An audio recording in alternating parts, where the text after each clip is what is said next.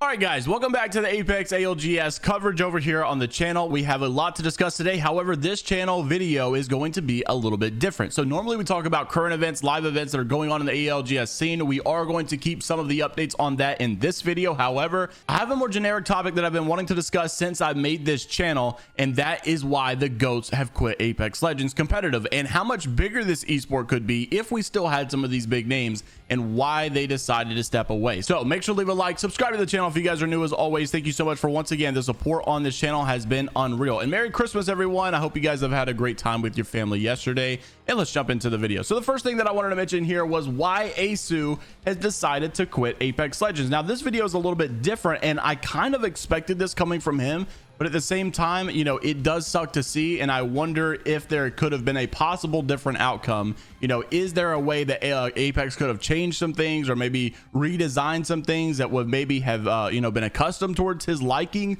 However, I totally understand at the end of the day there are some core fundamental issues with battle royale being competitive. So here's Aceu explaining why he decided to step away from Apex Legends esports. What made you quit Apex, and what do you think about Rust?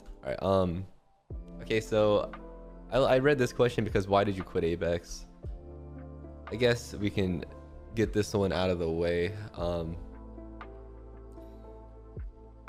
I started playing Apex because I got benched from my CS team and I didn't have any revenue income. Like, there's no money coming in and I had bills to pay.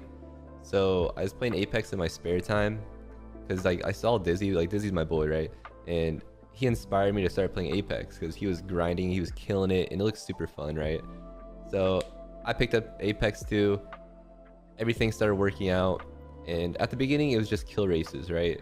It wasn't like actual competitive, and I've never played a battle royale competitively, so I didn't know what I was getting myself into, right? So I was quick to accept the NRG invitation to join the Apex team because I needed the money and I get to play Dizzy. So boom, that's out of the way.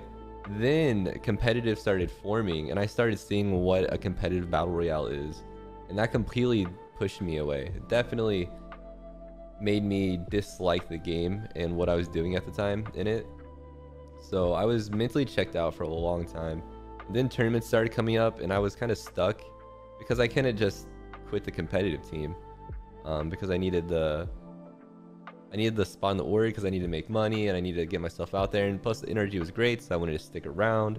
But yeah, I didn't like playing competitive, so I was trying to get out as long as I could. So obviously it's not that big of a surprise. We kind of knew some of this was going on. However, it does suck to see someone that is so popular in the community, someone that so many people look up to, and they really would love to have, like, I guess that home team feel like with Aceu, because I think a lot of people would consider Aceu their favorite content creator when it comes to Apex Legends, and they want that team to root for in the tournaments, right? So whenever you have people like that, or that are just playing it for content or just pubs, maybe even just ranked occasionally, I think it obviously it sucks to see that you're not having that level of player in the esports scene. However, I totally get it. I understand why he decided to leave Apex. But there's another GOAT that we would say right now is iiTzTimmy. Now this guy actually came along later in the Apex Legends lifespan, and this is kind of crazy because he's very similar to Aceu in the fact that he's very mechanically talented. However, his reasoning for quitting Apex Legends esports competitive, or the ALGS scene,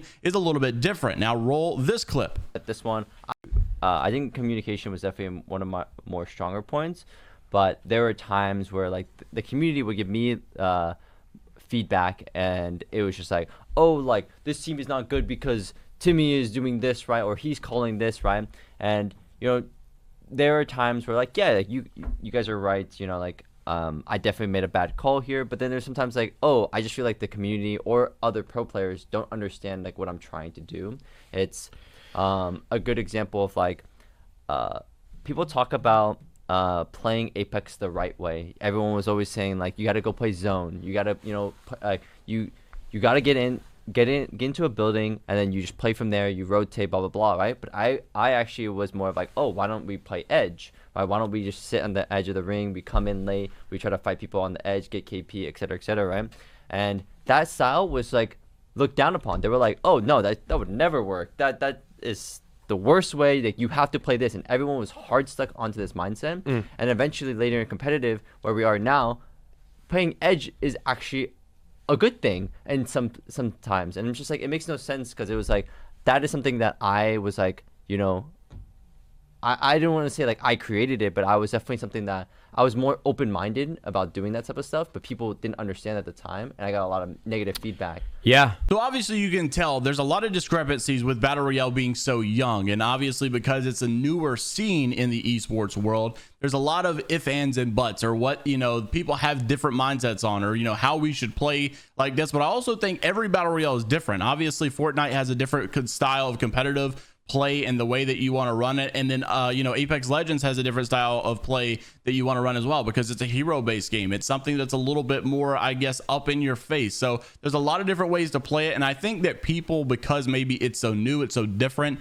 it's probably just too much of a headache whenever you compare your Valorants and Call of Duties, which just seem a lot more simple. So many people have asked, why have the GOATs quit Apex Legends in iiTzTimmy and Aceu? Well, now you have your answer as to why they are no longer in the scene. Keep in mind, however, they are still playing Apex Legends, just not simply competitively. Now, back with our current events, I did want to mention here today, this was coming from Designful. I really feel bad for this guy. You guys know G2 just recently dropped their roster in the Apex Legends scene. A lot of people have been up in the air. Is G2 leaving? Is it because Apex is doing such a bad job? Like Liquid left, like Cloud9 left, and it doesn't, in my opinion, doesn't seem to be that way. I think they may just pick up a new roster, because this roster has unfortunately been very, very underwhelming. Designful did say, though, in the matter of a week, I lost my job, lost my home, lost my flight back to Chicago. My life is actually a comedy movie. In all seriousness, though, my power and play should be good to go on Wednesday, and I'm staying with friends and I'm warm. That's all that matters. I love y'all. I feel really bad. You know, so much has happened here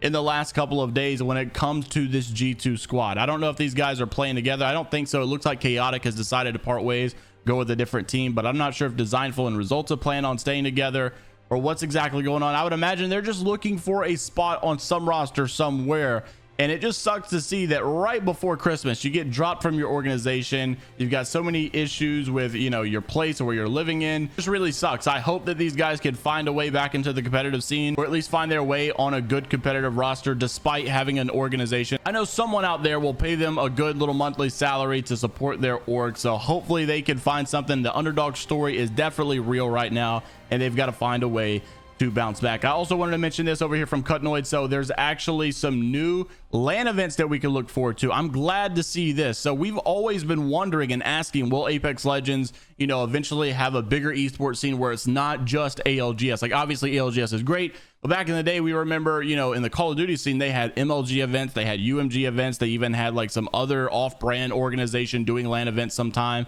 And, you know, it was really cool to see how any organization could just pop up, right, and have this major or have this tournament. And I would really like to see something similar in the Apex Legends world. And it looks like that will start to happen very soon. This was coming from Cutnoid. Tourney organizer Minus Tempo is planning 2 oversight circuit lands this year. Full interview here with GG Snavely. So I'm not really sure exactly how big they're going to be, but they just said there'll be 2 oversight lands in addition to 3 ALGS lands that take place next year. Minus Tempo confirmed to Esports. That's a huge undertaking, and he knows it. It's no small task because there's internet issues, PC issues, and logistics of flying people, hotels, actual tournament itself, when it's running, production team, etc. It does take a lot of manpower to host a LAN tourney. However, I'm very excited that they are adding some more tourneys that are LAN events this year, and maybe we'll see even some more big popular streams that don't always have to be ALGS, because what happens during the downtime of ALGS? It'd be nice to see some other big tournaments as well. We know BenQ has done some stuff in the past, and I would really like to see some more big events like that. Thank you all so much for watching. Make sure to leave a like on the video if you guys did enjoy. Subscribe to the channel if you're new as always, and let me know what you think down in the comment section below. I'll see you all in the next one. Take care of yourselves. Until next time, later, Gators.